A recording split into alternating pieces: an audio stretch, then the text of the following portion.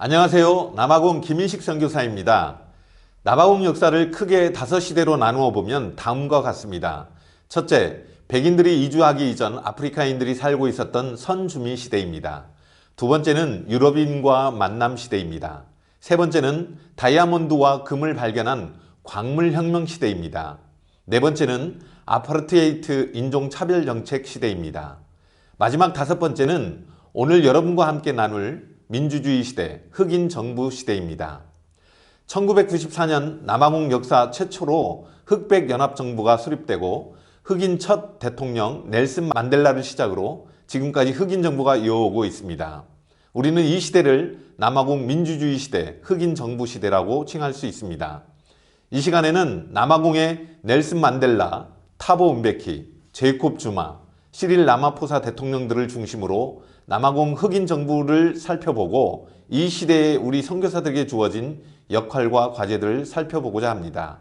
남아공 흑인 정부가 들어서기 전 다수의 흑인들은 백인들의 인종차별 정책으로 경제, 정치, 사회적 시스템을 통해 차별과 착취 등의 불이익을 당해왔습니다. 인종차별은 오해에서 시작된 것이 아니라 거짓말에서 시작된 것입니다. 인종차별은 잘못된 것이고 인종차별주의자들은 아주 나쁜 사람들입니다. 약 300여 년 전에 인종의 개념은 과학적 사고체계에서 만들어진 분류체계라고 소개되어 왔습니다. 그러나 이 분류체계가 얼마나 허술하게 그리고 거짓으로 만들어졌는지 알 필요가 있습니다. 예를 들면 린네는 식물들을 체계적으로 분류하던 방식으로 똑같이 사람들을 분류하기 시작했습니다. 또 다른 면에 비퐁백작이라고 하는 학자의 경우에는 자신이 혈통이나 핏줄의 개념으로 어느 날 갑자기 인종이란 단어를 사용하기 시작했는데 이것은 과학적으로 설명하거나 그 기준을 제시하지도 않은 상태였습니다. 더 나아가서 크리스토프 마이너스는 인종을 심미적 기준에 따라 아름다운 백인 인종과 미운 흑인 인종이라는 이름을 붙인 두 개의 분열로 나누기도 했습니다. 그는 백인종만을 아름다운 것으로 보았고 추한 인종들을 열등하고 부도덕한 동물처럼 여겼던 것입니다. 이들은 인종을 사람의 외형으로 분류하게 되었습니다. 예를 들면 피부색이라든가 머리카락의 모양이라든가 또는 얼굴 앞면 광대뼈의 크기 그리고 코의 모양 등을 기준으로 해서 사람들을 분류한 것입니다. 남아공에서도 인종차별 정책 당시 인구 등록법 중 펜슬 테스트라는 것이 있어 연필을 머리카락 사이로 넣어서 연필이 곱슬머리에 꽂혀 있으면 흑인으로 분류하고 그렇지 않으면 백인으로 구분한 어리석은 일들이 있었습니다. 지금 현대과학은 인간의 유전자를 연구하게 되면서 전체 인류 99.8%와 같은 유전자를 공유하고 있다는 사실을 알게 된 것입니다. 즉 우리 모두는 원래 하나의 인류라는 것이죠. 300년 전에는 이런 유전자의 지식이 없었기 때문에 신체적 외형 모습을 가지고 인간을 분류하는 어리석음을 범했던 것입니다. 유럽 백인이 가장 우월한 인종 집단이며 비유럽인은 태화된 인종으로 인식되기 시작했다는 것입니다. 대표적인 것이 백인의 의무 또는 백인의 부담, The White Man's Burden이라고 하는 백인 우월주의자인 러드어드 키플링의 식구를 떠올릴 수가 있습니다. 이 백인의 의무는 19세기 제국주의 시절 백인들이 전 세계를 식민 통치하면서 자신들의 통치가 백인이 아닌 사람들의 문명을 이끌어내고 흑인들을 문명의 수준으로 스스로 도달할 수 있도록 도와주는 성스러운 의무라고 생각했다라는 것입니다. 그러니까 백인의 지배는 정당한 것이고 백인은 오히려 다른 인종들을 이끌어 나가는 숭고한 의무를 다하는 선한 존재들이라는 것이죠. 남아공은 이러한 소수의 백인들이 절대 다수인 흑인들을 통치하는 아파르테이트 시대가 있었습니다. 이 아파르테이트 정책에 저항했던 흑인 인권운동가 넬슨 만델라가 있었던 것입니다. 넬슨 만델라는 1962년 감옥에 투옥됐고 27년간을 감옥에 있었습니다. 27년간의 감옥 수감 생활을 하면서 끊임없이 남아공의 인종차별과 문제점을 알리는 상징으로 남았던 것입니다. 남아공은 국제적인 압력과 내부적인 저항에 못 이겨서 1990년 당시 백인 정권의 통치자인 디 클레크 대통령이 더 이상 소수의 백인들이 지배하는 국가를 유지할 수 없게 되면서 넬슨 만델라를 석방하고 협상을 시작합니다. 그래서 만델라는 1990년 초에 감옥에서 석방된 이후 약 3년간의 협상과 1994년 직접 선거를 통해서 흑인 정부 첫 번째 흑인 대통령으로 탄생하게 됩니다. 이 과정은 순탄하지 않았습니다. 백인 정권은 아파르테이트 지배체제에 저항했던 흑인 지도자들을 억압하기 위해서 그들을 암살하기도 하고 투옥하기도 했습니다. 백인 정권에 저항했던 흑인 운동가들도 역시 강도 높게 무장투쟁에 맞서게 됩니다. 백인 정권과의 헌법 협상을 방해하기 위해 1993년 케이프타운에 있는 세인트 제임스 처치에서 예배 중 아자니안 인민해방군의 테러 총기 난사로 백인 11명이 희생되는 일이 벌어지게 됩니다. 이러한 투쟁과 협상 과정에서 흑인과 백인 모두 많은 사람들이 희생되었습니다. 넬슨 만델라는 이 인종차별의 역사의 고리를 끊고자 과감한 도전을 합니다. 대통령으로 집권한 후 그의 정책은 백인들에 대한 복수나 보복이 아니라 남아공 전 구성원들과 함께 새로운 공동체를 만들어 나가려고 노력을 했다는 것입니다. 그 노력의 결과가 바로 진실과 화해위원회 TRC입니다. 남아공은 1996년부터 이 진실과 화해위원회를 구성하고 노벨 평화상을 수상했던 흑인 인권운동가였던 데스먼드 투투 주교를 위원장으로 모십니다. 그리고 이 투투 주교는 진실과 화해위원회가 추구하는 기본적 원칙을 선언하는데 그 선언은 회복적 정의라는 개념을 이야기합니다. 이 회복적 정의는 인종차별의 역사 속에서 수많은 차별과 탄압의 과정에서 정의가 상실되었고 그 정의를 회복해야 되는데 그 정의는 공동체가 회복될 수 있는 정의이어야 한다는 것입니다.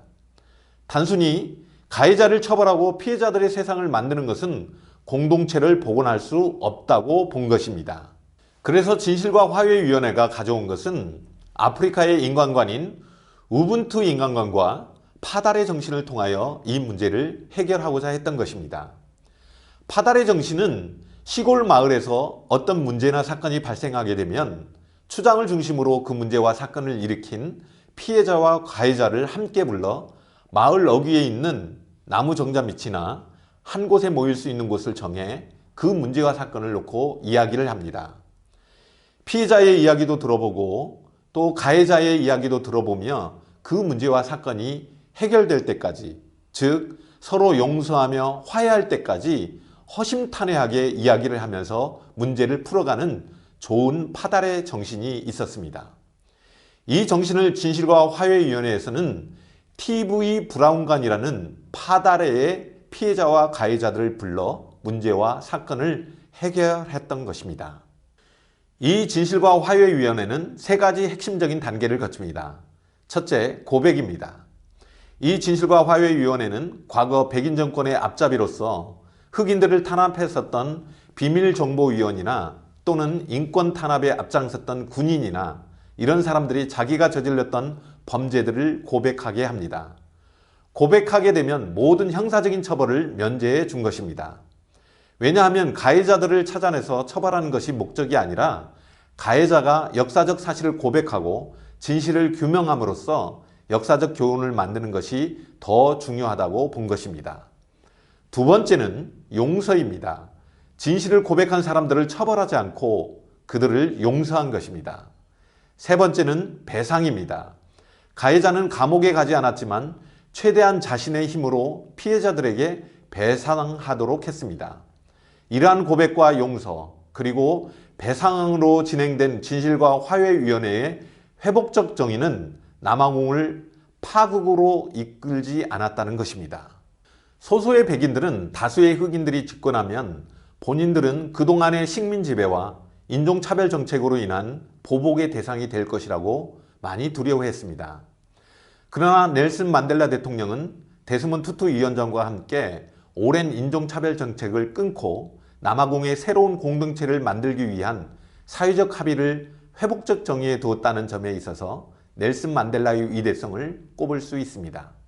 왜냐하면 이 문제를 해결하는 과정은 물리적 보복도 아니었고 회복적 정의를 위한 용서와 화해였기 때문입니다. 물론 진실과 화해위원회에 대한 비판도 제기됩니다. 그러나 이것이 완벽한 해결책은 아니었지만 남아공 민주화와 흑백 인종 간의 갈등을 용서와 화해로의 물꼬를 트는 역할을 했을 뿐만 아니라 전 세계에 많은 영향을 주었다는 사실은 부인할 수 없습니다. 타보 은베키는 영국 서섹스 대학에서 경제학 석사를 전공한 ANC 엘리트 정치인으로 망명 정부를 이끌었던 올리버 탐보의 참모로 일하면서 정치에 입문하게 됩니다.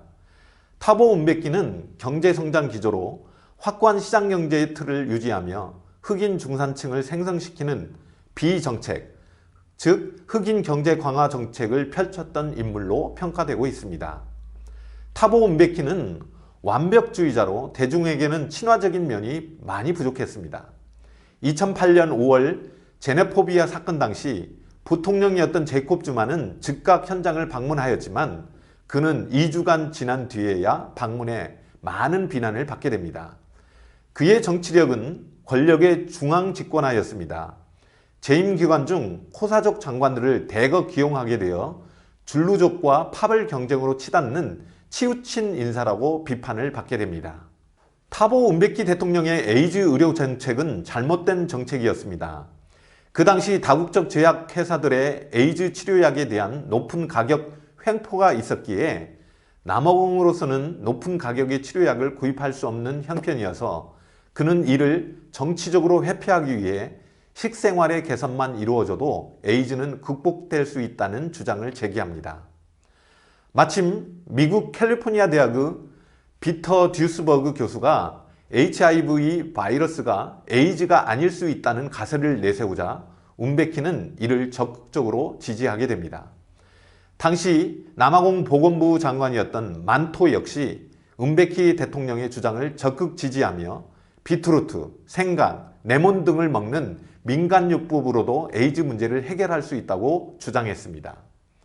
이 결과로 남아공은 2000년부터 2005년 은베키의 대통령 재임 기간에 에이즈 감염률이 가장 높았고 이들 중 33만 명의 사람이 사망했고 3만 5천 명의 영아들이 HIV 바이러스에 감염되는 참극을 초래하게 되었습니다. 그리하여 남아공은 2019년 기준으로 750만 명이 에이즈 환자를 보유하고 있습니다. 제이콥 즈마 대통령입니다. 그는 1942년 3월 줄루족의 본고장인 콰주루나탈주 응칸들라에서 출생하게 됩니다. 1990년 백인 정권이 ANC 조직을 합법화하면서 제이콥 즈마는 해외 망명 인사들의 귀국 보장과 정치범들의 석방을 이끌어내게 됩니다. 그는 줄루족 기반의 잉카타 자유당의 당세가 아주 강한 콰주루나탈 지역에서 ANC 조직을 재건하는 공을 세우기도 합니다. 1999년부터 부통령이었던 제이콥 즈마가 2005년도에 무기거래 뇌물수수로 부통령직에서 해임을 당하게 됩니다. 같은 해 11월 에이즈에 걸린 여성을 성폭행으로 강간한 혐의로 기소되었다가 이듬해 혐의에서 풀려나는 등 수차례 정치적 위기를 넘기며 마침내 대통령에 이르게 됩니다. 제이콥 즈마에게 한 여성 기자가 에이즈 걸린 여성을 성폭행했다면 에이즈에서 자유롭지 못할 텐데 어떻게 생각하느냐 하는 질문에 Mr. Zuma, the fact that you took a shower after having unprotected sex with an HIV positive woman, believing that it would minimize your risk, has really angered AIDS activists. What is your response to their criticism? But if we have been in the kitchen, my dear, peeling onion, you wash your hands, not so. What's funny about washing your hands after doing something? After washing yourself, what's the problem?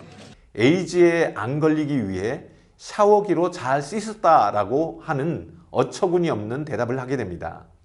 이후로 카툰리스트 자피로는 제이콥 즈마를 그릴 때마다 머리 위에 샤워기를 넣어 풍자하는 것으로 유명하기도 합니다. 2016년 남아공 국민권익보호관 툴리 마돈셀라는 355페이지의 분량의 국가포획 부패 보고서, 즉 국정농단 보고서를 공개하며 제이콥 주마와 인도계 재벌 사업가 굽타 패밀리와의 비리와 의혹을 폭로합니다. 이 보고서에서는 제이콥 주마와 굽타 패밀리의 정경유착, 굽타 패밀리가 일부 내각 장관과 국영기업 이사장 선임에 개입한 의혹 등이 드러나게 됩니다. 이를 두고 우린 주마와 굽타를 풍자해 합친 말인 줍타의 부패라고 표현합니다. 이때 국정농단으로 국고에서 5천억 랜드가 빼돌려진 것으로 남아공 정부는 추산하고 있습니다. 이 과정에서 알짜 국영 기업들이 내부 비리, 부패, 경영 능력의 부족으로 극심한 재정난에 봉착하게 됩니다.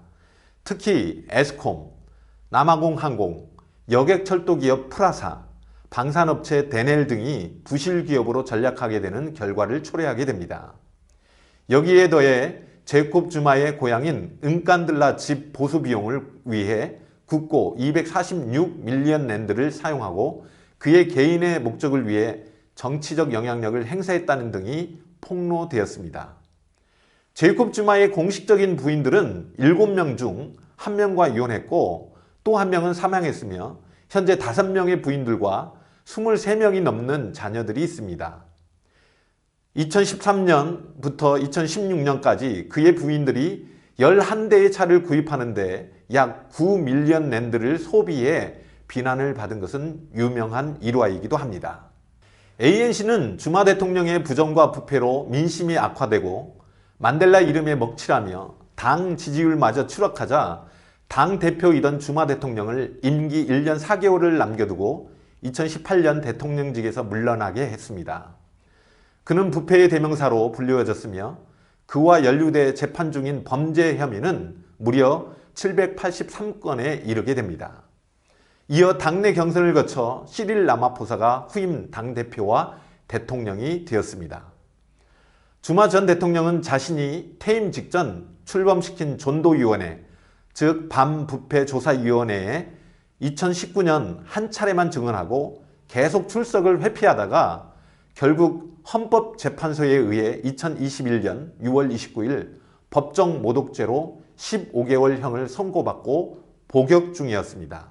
그의 수감 중에 석방을 요구하는 이들의 시작으로 지난 7월 9일부터 17일까지 그의 출신지 콰즈루나탈 지역과 경제중심지 조하네스버그를 중심으로 대규모 폭동과 약탈, 방화 등의 소요 사태가 일어나 337명이 넘는 사람들이 사망하게 되었습니다. 이에 전문가들은 이 소요 사태로 인한 남아공 경제 전반에 미친 피해 규모는 약 500억 랜드에 달하는 것으로 분석했습니다. 시릴 라마포사 대통령입니다. 취임 당시 반부패 공약을 내걸고 당선된 라마포사 대통령은 2018년 당시 반부패 조사위가 출범한 것 자체가 ANC의 중요한 분수령이라고 평가했습니다. 반부패 조사위, 즉 존도위원회는 지금까지 수백 명의 증인이 출석해 주마 전 대통령을 중심으로 한 국정농단에 대해 증언했습니다. 라마포사 대통령은 그러나 과거 부패 세력이 정부와 여당 곳곳에 아직도 포진하고 있다 하면서 이를 극복하는 것은 수년에 걸쳐 이루어져야 할 것이라고 말했습니다. 기업가이자 전직 노동조합을 이끌었던 시릴 라마포사는 비정책, 즉 흑인 경제 강화 정책의 최대 수혜자이며 흑인들의 대표적인 성공 인물로 꼽히고 있습니다. 시릴 라마포사 정부는 흑인의 세계 최대의 실업률과 생활고, 죽텐난, 에이즈와 범죄, 그리고 인종 간의 갈등과 빈부격차 등을 헤쳐나가야 하는 무거운 과제를 안고 출범하였습니다. 만델라 이후 남아공은 지도력 부재에 시달리고 있습니다. 그것이 현재의 부정부패와 사회적 불평등의 모순을 잇게 한 원인이기도 합니다. 지금까지의 대통령들과 지도층은 사회적 책임과 의무를 다하는 데 실패했고 청렴하지 못했습니다.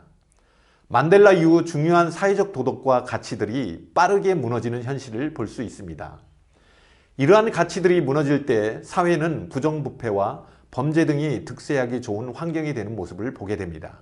아파르테이트 정권에서 생겨난 불평등은 흑인 정부 이후 지금까지 해결되지 못한 채 여전히 더 악화되고 너무 오래 방치되어 왔음을 부인할 수 없습니다. 남아공 통계청의 조사 결과를 인용하면 소득 상위 10%는 국가소득의 58%를 벌어들이는 반면 하위 10%는 국가소득의 0.5%에 불과합니다. 특히 인종 간 경제력 차이가 극명하게 나타나는데 전체 인구의 8.4%에 불과한 백인 인구는 전체 가구 소득의 40.1%를 차지하고 있습니다. 백인 인구보다 10배 많은 흑인의 전체 가구 소득 44.6%와 대등하게 됩니다.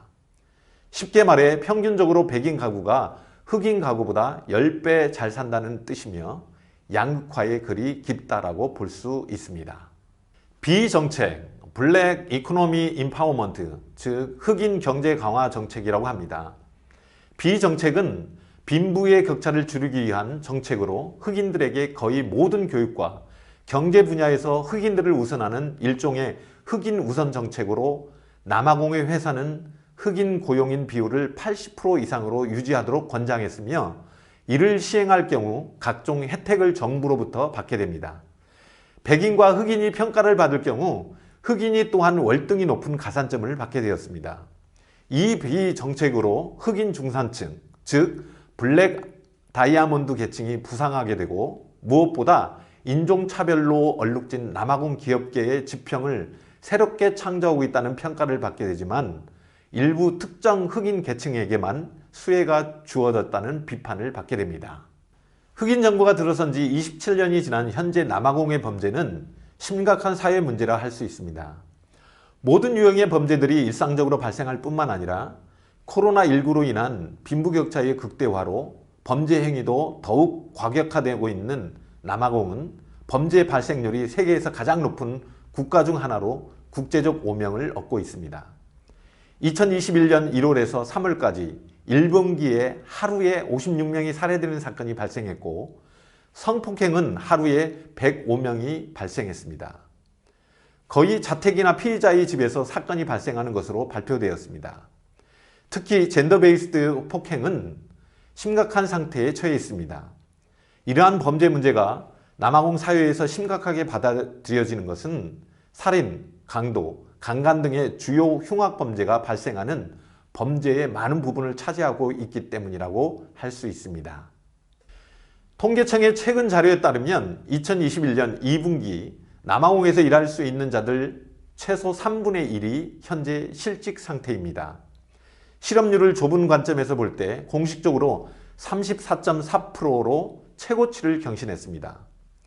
구직 활동을 포기한 사람들을 포함하여 넓은 관점에서 보면 이 숫자는 44.4%에 달하는데 이는 경제학자들이 경기 침체의 징조로 묘사할 수 있는 수치입니다. 청년 실업률은 15세에서 24세까지 아주 높은 64.4%로 경제성장의 저해 요소와 여러 사회 문제, 즉 청소년들이 범죄나 갱스터의 길로 빠지는 결과를 초래하게 됩니다. 남아공의 높은 실업률에서 반영하듯 각 도시마다 홈레스 사람들이 점점 늘어나 길거리에서 구걸하는 이들이 증가하고 있고 이들이 텐트시티를 만들어 생활하고 있는 모습을 볼 수 있습니다. 남아공의 사회보조 시스템은 국제적으로 인정을 받고 있어 개발도상국으로는 최대 규모, 전체 남아공 인구 약 6천만 명 중 1,800만 명의 사람들이 사회보조금 수혜를 받고 있습니다. 18세 미만인 미성년자들에게는 지급되는 차일드 서포트 그란트는 매달 460란드이며 60세 이상에게 주는 올드 에이지 그란트는 1890란드가 지급되고 있습니다. 이런 사회복지 제도에 따라 회유론자들의 우려는 1800만 명이 넘는 수혜자들이 정부에 의존하는 현상, 디펜던시 신드롬이 나타난다고 했습니다. 더 나아가 이 같은 의존 현상이 지속적인 경제성장의 저해 요소가 될 뿐만 아니라 빈곤층 사람들의 수동성과 복지 의존도를 촉진시킴에 따라 빈곤을 완화시키기보다는 오히려 고착화시키고 있다고 평가하고 있습니다.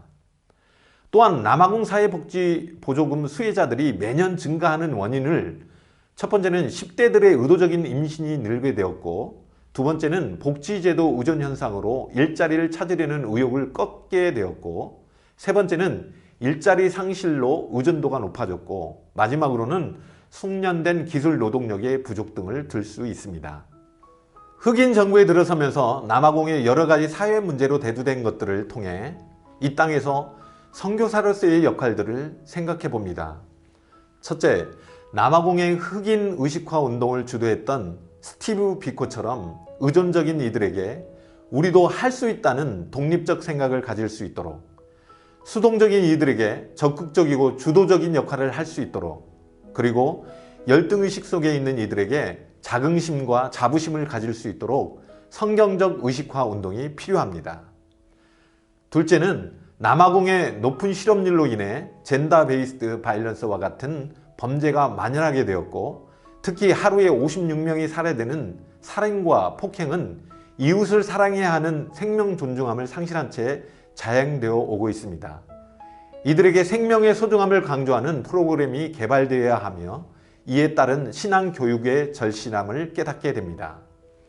세 번째, 아프리카의 파달의 공동체 정신과 우분투 인간관의 유산을 존중하며 인종 간의 갈등에서 용서와 화해가 있는 사회가 되도록 기도하며 힘써야 하는 과제가 우리에게 주어졌음을 알게 됩니다.